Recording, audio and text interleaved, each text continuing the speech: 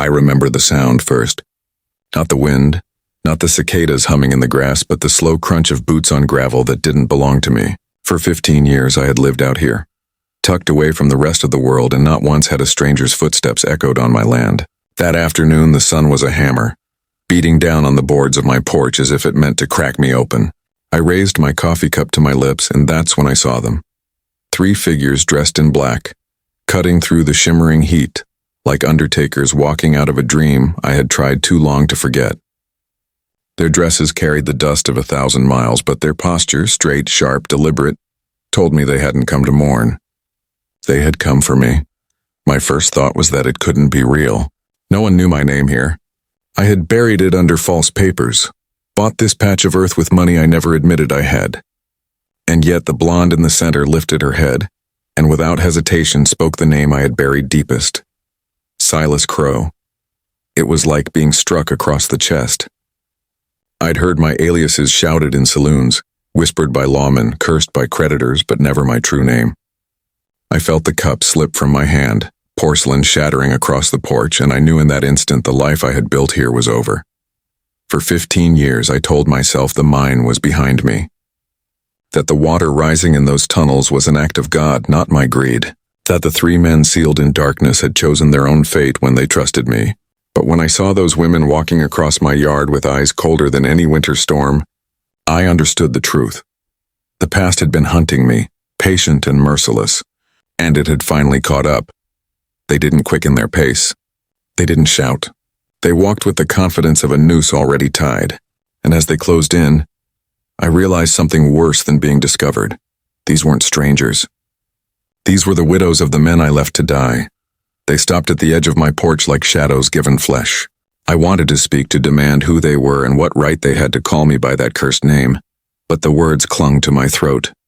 Their silence told me more than questions ever could. They already knew everything. The blonde stood in the center, her veil lifted just enough for me to see the pale chill of her eyes. To her right, a tall woman with raven hair carried herself like judgment in human form. To the left, smaller but no less steady, was a figure whose gloved hand clutched something that glinted in the sun. A pocket watch, old, battered, unmistakable. My knees nearly buckled. That watch belonged to Thomas Blaine, a man I once called brother, a man who drowned in black water while I signed papers in town. I wanted to run, saddle my horse and vanish into the horizon the way I'd done a dozen times before. But something in their presence rooted me to the boards beneath my boots. It wasn't rage burning in their eyes. Rage can be bargained with, diverted, even doused.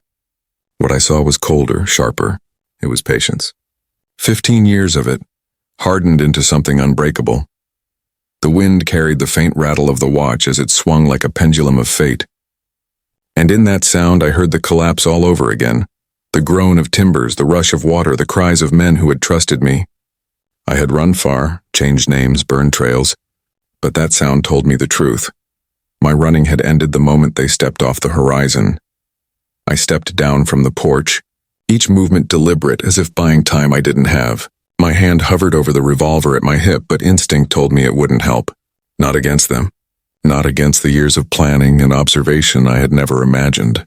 I realized then that 15 years of hiding had left me vulnerable in ways I hadn't considered.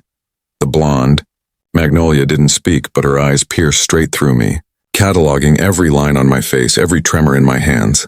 Clarice, the one holding Thomas Blaine's watch, moved with the precision of a surgeon, the swing of the silver chain catching the sunlight like a verdict already delivered. The smallest woman, Willa, exuded quiet determination, a shadow of death that even the harsh sun couldn't dispel. I tried to convince myself this was some kind of mistake. Wrong man, wrong ranch, wrong life. But they spoke my name again, and the sound rang like a bell tolling for the dead. They knew the mine. They knew the water rights I had traded. They knew about the men I left behind when greed clouded my judgment. And in that moment I understood something I had never wanted to admit. There was no escape. The air was thick with heat and dust, but colder than any winter night I had endured. I could feel my past pressing down, a weight I could no longer outrun. The watch glinted again, swinging gently, reminding me of the 3 lives I had stolen with my silence, my inaction, my greed. And as I watched them advance, I knew it was only a matter of time before justice, slow and deliberate, would claim me. I backed away slowly, my boots scraping against the rough wood of the porch, the revolver heavy at my side, suddenly useless in the face of their quiet certainty. 15 years of running, 15 years of changing names, crossing towns, hiding in plain sight. And now, in the middle of my own land, I was exposed. They didn't rush me. They didn't shout. They simply moved with patience that had been honed over years, each step deliberate, each gesture a reminder that nothing had been left to chance. The pocket watch swung gently in Clarice's hand, catching the light and reminding me of everything I had done wrong. I saw Thomas Blaine's face flash in my mind, trusting, hopeful, and then gone. Every plan I had made to escape the past felt meaningless, unraveling faster than the thin dust stirred by their approach. Magnolia's eyes, cold and unwavering, bore into me as if measuring every sin, every deceit, every lie I had clung to like armor. I realized with a sinking horror that they weren't here for revenge, they were here for justice. Legal, thorough, patient justice that I couldn't cheat, bribe, or outrun. And somewhere behind them, beyond the ridge, I sensed the arrival of someone else. Someone carrying authority I couldn't challenge. My pulse quickened, the sweat burning down my back, and I understood. My 15 years of freedom, of self-made isolation, had ended. The law was here, and the women had led it to me. The sound of hooves broke the oppressive silence, slow and measured, a rhythm that carried authority across the parched land. My heart skipped, my throat dry as I saw the figure crest the ridge, a marshal. Not some local lawman I could bribe or intimidate. Not a deputy with more teeth than sense. This man radiated power, the kind backed by a government that didn't forget. Marshal Garrett rode with a calm precision that made my instincts scream. The widows didn't flinch. Magnolia, Clarice, and Willa exchanged a glance, subtle, almost imperceptible, like hunters acknowledging their prey. They had led him here, and now the noose of justice was tightening around me. I wanted to retreat, to reach the rifle above the fireplace inside, to mount my horse and vanish like I had done so many times before. But I knew, even if I drew first, even if I killed him, the full force of the law would descend upon me, unstoppable and inevitable. They had the evidence. They had patience. They had every detail of my past meticulously catalogued. The mine, the water rights, the lives I had destroyed, and the profits I had stolen in their aftermath. And now the marshal's shadow stretched across my yard, a living reminder that 15 years of running had only postponed my reckoning. My sanctuary had become a trap, and every path I could take led to the same conclusion: capture. I stood frozen as the marshal's horse slowed, the man's shadow stretching across the sun-baked ground, merging with the shadows of the widows. I could feel the weight of every decision I had ever made pressing down on me. Every falsified document, every alias, every coin taken from the mine or stolen from those who trusted me. It had all led to this moment. Magnolia stepped forward, her eyes never leaving mine. There was no anger there, only resolve. The quiet, terrifying resolve of someone who had spent years building a trap. Clarice's gloved hand tightened around the chain of Thomas Blaine's pocket watch, the metal swinging slowly like a metronome marking the countdown to my doom.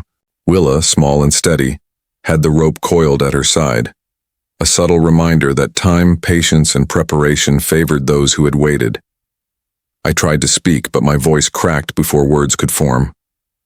Every instinct I had screamed at me to run, to escape into the hills and vanish into the desert as I had done so many times before. But I knew it was pointless. 15 years of freedom had been an illusion.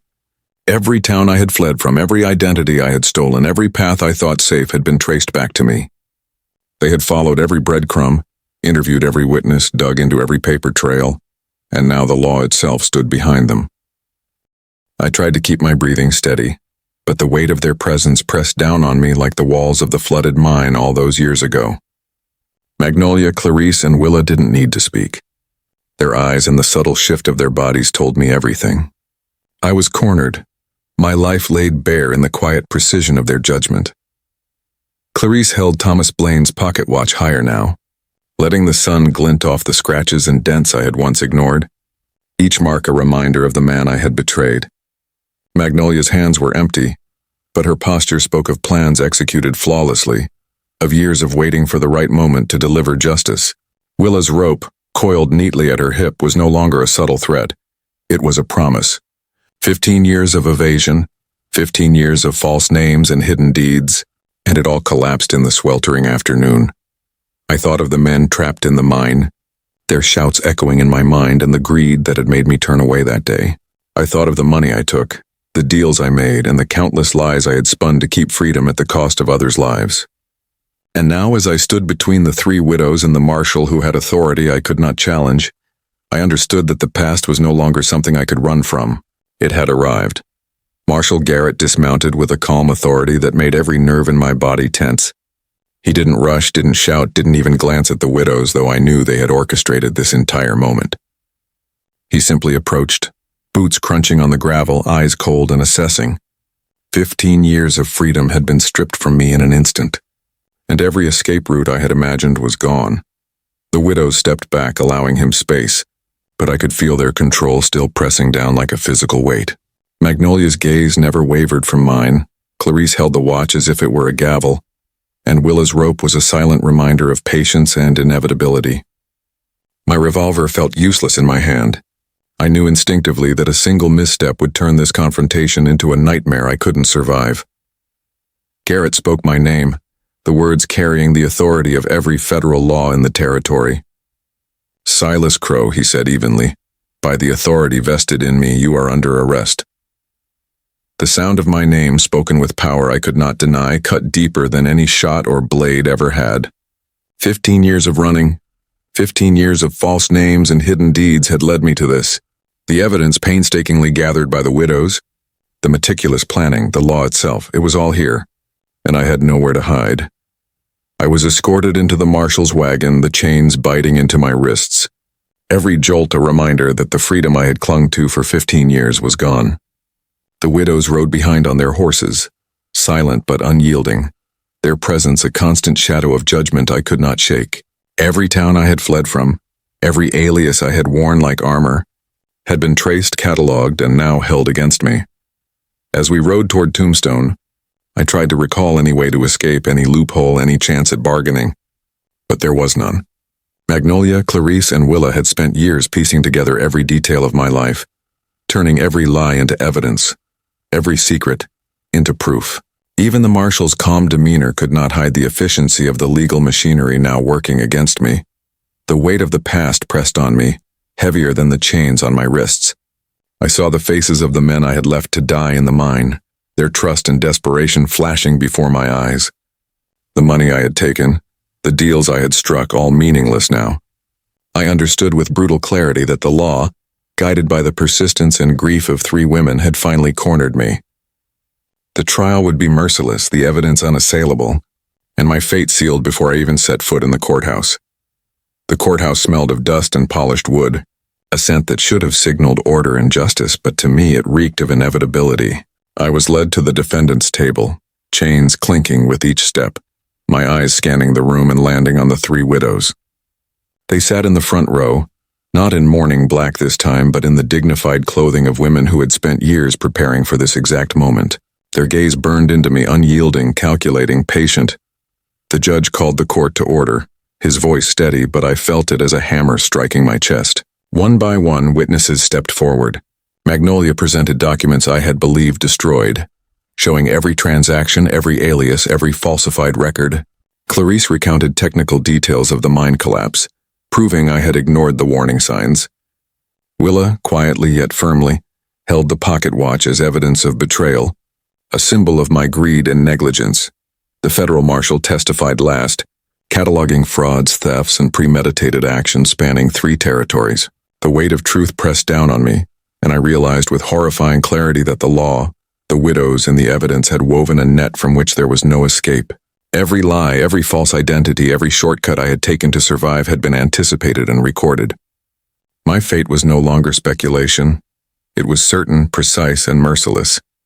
The jury's deliberation felt like hours, though I knew it was only minutes. Each second stretched like a lifetime, my chest tightening with every tick of the old courtroom clock. When the foreman finally rose, the words cut deeper than any blow I had ever felt. "We find the defendant guilty on all counts." Murmurs swept through the room, but I could only see the widows. Magnolia, Clarice, and Willa held their heads high, A quiet satisfaction in their eyes, but no triumph, only the closure of a promise kept. Judge Morrison pronounced my sentence with deliberate clarity, every word a hammer on the last shreds of my freedom. Hanging at dawn, 3 days hence, the chains felt heavier than ever as I was led away, my mind a whirlwind of fear, regret, and disbelief. 15 years of running, 15 years of false names, schemes, and bribes all gone. The meticulous investigation, the patience, the planning, it had all culminated in this unescapable truth. At dawn, the rope was tight around my neck, the crowd hushed, the air crisp and still. The 3 widows stood in the front row. Thomas Blaine's watch returned to Willa's hands, the rope's purpose finally fulfilled. The drop was swift, clean, merciful in its precision. My body swung, a final testament to the justice they had demanded and achieved. As the sun rose over the town, they walked together to the cemetery, placing flowers on the graves of the men whose lives I had stolen. "It's finished," Magnolia whispered. 15 years of grief, of tracking, of planning had ended. Justice had prevailed, patience had been rewarded, and for the first time in 15 years they were free to live. Not for the dead, but for themselves.